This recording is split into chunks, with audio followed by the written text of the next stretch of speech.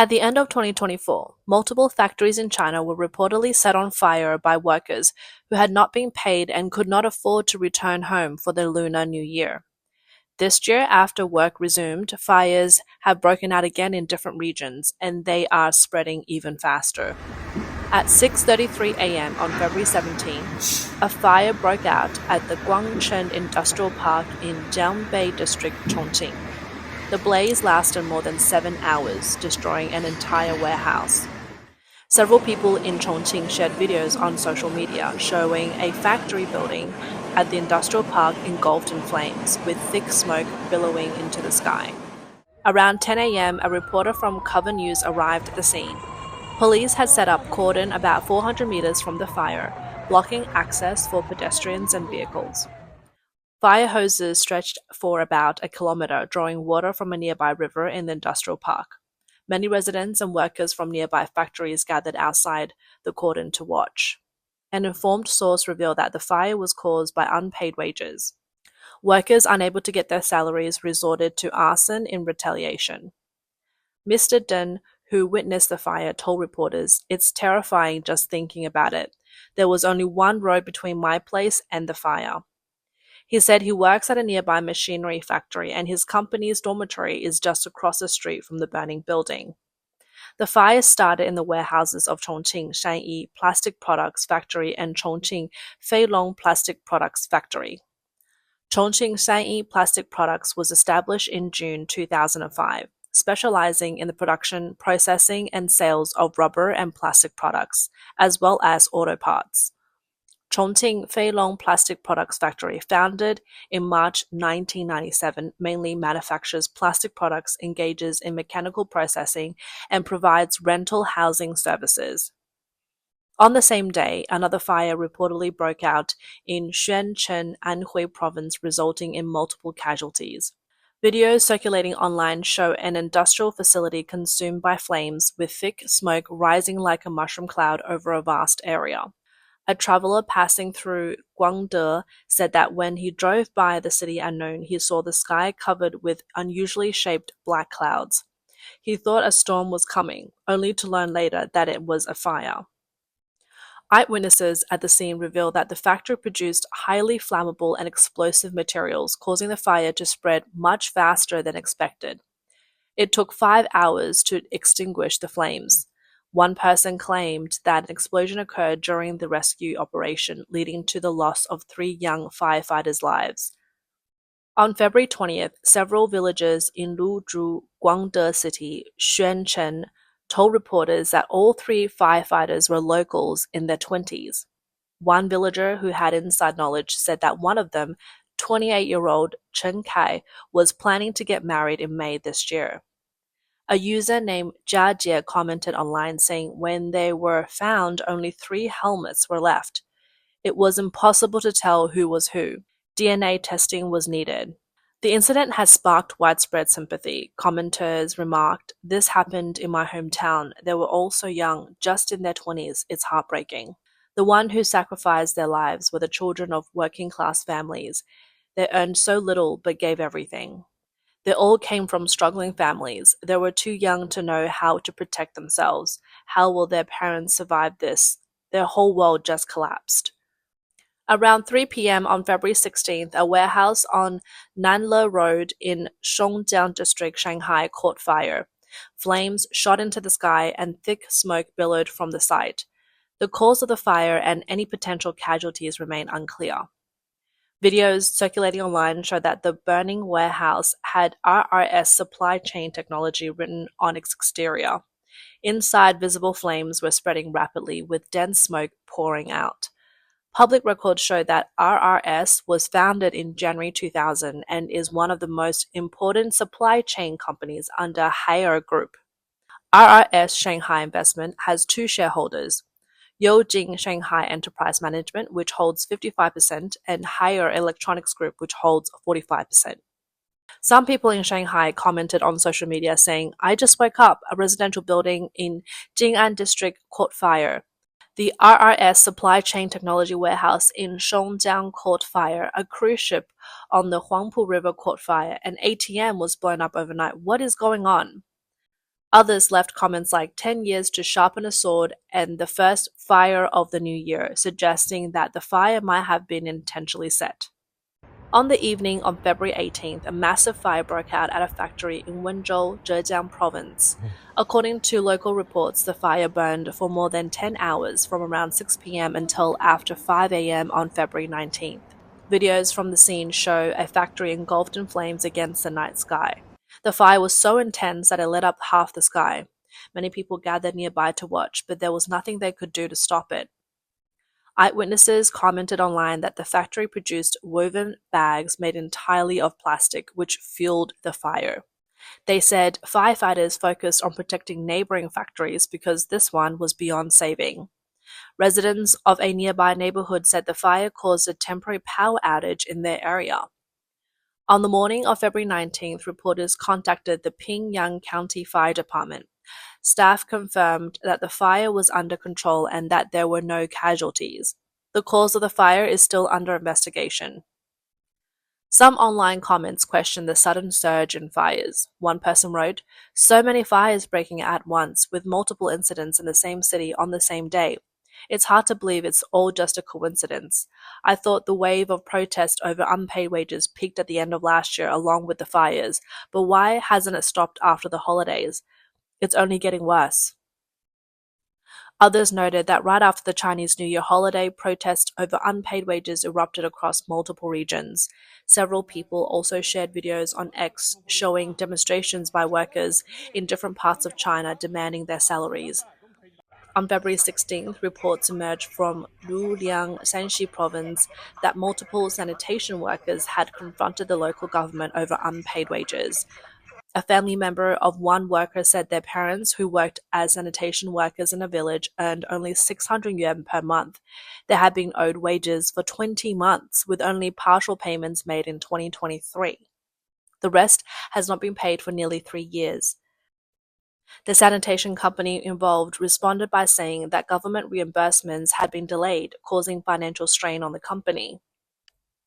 On February 17, workers at Toyo Tires in Zhangjiagang, Jiangsu province went on strike, protesting that the company was trying to evade compensation by transferring its shares. The workers demanded that the company provide a reasonable compensation plan as part of the share transfer. So far, the company has not given a clear response, and the strike is still ongoing. On the same day, workers at Renault Brilliance Jinbei Automotive in Mianyang, Sichuan province gathered outside in Mianyang city government demanding back pay and compensation. Workers said the company had recently announced its bankruptcy. On February 18th, Jinko Solar in Shangrao, Jiangxi province decided to shut down factory number 5 and workshop number 7 without offering compensation to workers. Employees protested outside the city government for 2 consecutive days. On February 20th, hundreds of workers from factory number 5 and workshop number 7 continued their protests at the city government, demanding compensation from Jinko. However, there was still no progress. In recent years, wage disputes and labor protests have not been limited to factories and businesses. Even retired veterans from China's military have faced similar or even worse problems.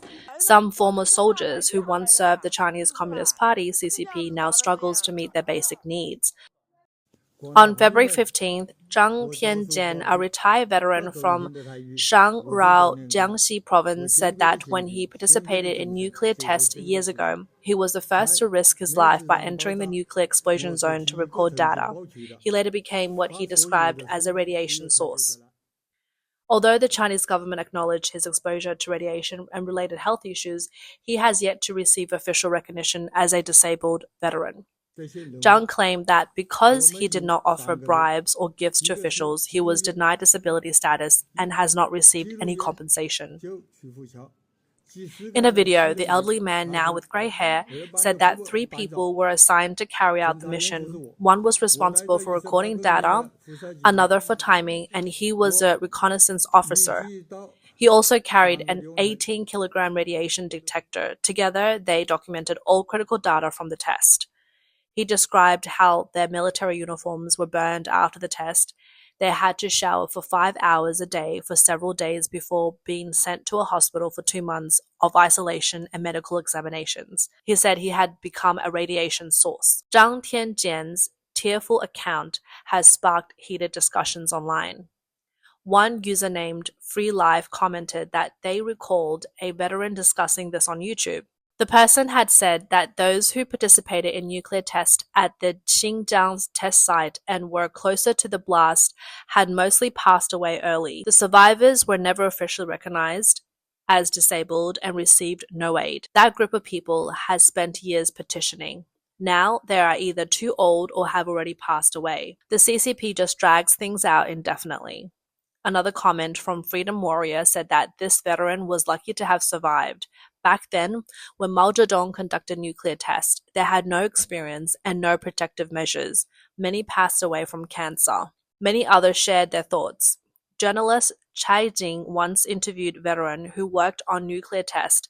They had no knowledge of radiation and no protective gear. High-ranking officials who knew the risk never showed up on site. There must be at least 1 million veterans like this. This is yet another example of the CCP discarding people once they've served their purpose. Some pointing out that the treatment of retired soldiers is one of the CCP's most sensitive issues. If mishandled, it could even affect the morale of active duty troops. However, with the national treasury running low, there simply isn't enough money to properly compensate the large number of retired veterans. Others noted that many in China already believed the economy was struggling in 2024, but the current situation is far worse than they had imagined. One person wrote, "The number of shocking events keeps piling up, challenging everything we thought we knew." A user from Guangzhou posted a video on Douyin, Chinese version of TikTok, lamenting, "It's over. It's over. The business climate in Guangzhou is terrible this year. It's barely begun and it's already collapsing. What is happening? The malls are finally shutting down. Look, they've finally gone out of business." Have you seen what things are like this year? Other than the store employees, there are barely any customers. The staff are just standing around chatting with each other. Lately, I keep seeing videos of brick and mortar stores shutting down. So many businesses are closing their doors. I've also seen a lot of garment factory workers saying that in early 2025, even before the spring clothing season started, it was already over. People are already heading back to their hometowns. Okay. 24年我的同行很多倒闭了。 So many people in my industry have shut down their businesses in 2024. I had to close 2 of mine. I still have 2 left, but I have no idea if I'll even make it through 2025. Some workers have shared online that jobs are becoming scarce in Guangzhou. One user said, "So many people, tens of thousands, can't find work anymore." Another user commented, "You might not believe it, but this is the reality in Guangzhou. My brother's company went through 3 rounds of layoffs last year. This year, as soon as work started after the holiday, they began cutting jobs again. Most of the employees who were laid off last year had worked there for 8 or 9 years. They didn't even get the standard N+1 severance pay. Many of them still haven't found new jobs." This person also mentioned that a convenience store downstairs from their home has already changed owners 4 times in a year. They said they couldn't understand why the economy has become so bad and why so many businesses are struggling. 我们这里都已经开学了，因为我们这里是大学城嘛，主要还是做学生生意。 School has already started here. This area is a university town, so most of the businesses rely on students. But just look at the foot traffic in this mall right now. These main walkways are completely empty. You can go half a day without seeing anyone walk by. Yesterday, I could count the number of customers who came into my store on one hand. I'm not even exaggerating. How are we supposed to survive like this? 2024 was already terrifying, and 2025, I don't even want to think about it. 来苏州第3天了，在车里面睡了3天。 It's my 3rd day in Suzhou. I've been sleeping in my car for 3 nights. Is anyone hiring security guards? If you know of a job that provides food and housing, please let me know. I really need something fast. A woman recently shared her experience online, saying she was scammed out of 600 yuan before she even started working. 我操！我还能中间也太了吧！ First, they charged me 200 yuan as a job referral fee. When they said if I wanted a better position, I had to pay another 200 yuan. After that, they took me for a medical checkup, which cost another 200 yuan. The agency told me I had to do the checkup first before I could go to the interview. But after they brought me to the interview location, they just abandoned me. Then they blocked me on WeChat. This whole thing was a total scam. On February 19th, a video surfaced showing that a state-owned construction company had announced in an internal work group that management employees would not receive salaries that month. The company also introduced a system that would eliminate the lowest performing workers. People questioned whether even state-owned enterprises could escape the economic downturn. One comment read, "Now every construction company is trying to survive. But why is it that when the economy was booming, companies took all the profits without promoting or raising salaries for workers? And now that times are tough, they expect low-level employees to share the burden?" They talk about improving efficiency, but why does the first cut always hit the workers? Another video circulating online predicted that 2025 would bring a wave of mass layoffs, with the construction industry being hit the hardest. In China, unemployment is often officially referred to as downsizing. On February 8th, a content creator named Ying Ying in Beijing shared a video saying, "On the first workday after the holiday, I received news of layoffs. I never expected even state-owned enterprises to cut jobs. I just started working here at the end of 2024. It's been only a month and a half, and I'm already the most likely person in my department to be laid off. My husband's salary alone can't support our family. I'm in my 30s with elderly parents and young children to care for.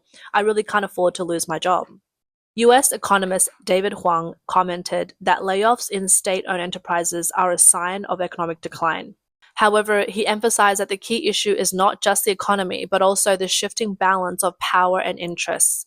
He explained the economic downturn is the immediate trigger. For decades, state-owned enterprises thrived on government subsidies, monopolies, and financial support. But now the government's budget is tight, competition is fiercer, and profits are falling sharply. To maintain financial stability, layoffs are inevitable.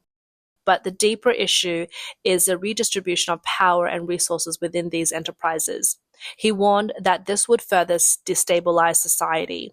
In recent years, people across China, especially younger generations, have been rapidly changing their view on the Communist Party, and protests are becoming more frequent. Beyond setting fire to factories, young people have been expressing their defiance in various ways. In Guangdong, one young man was seen carrying the blue sky white sun flag of the Taiwan while walking down the street shouting, "Give me back my freedom." Many people online cheered him on. Others have turned to humor and satire, mocking the government's propaganda and policies as a form of resistance. 2025年最好笑的笑话出炉了啊！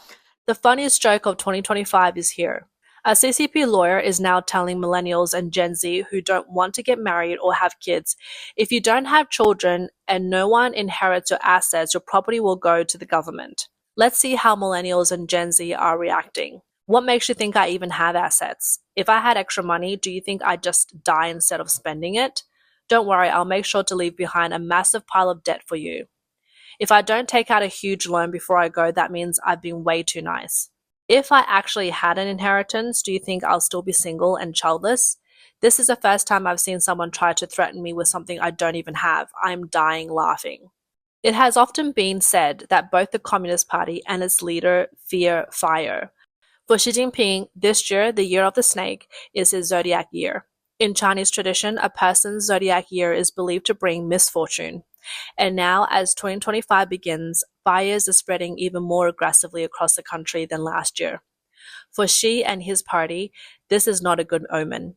One user commented, "The CCP is something dark and afraid of the light, yet it insists on acting like a savior.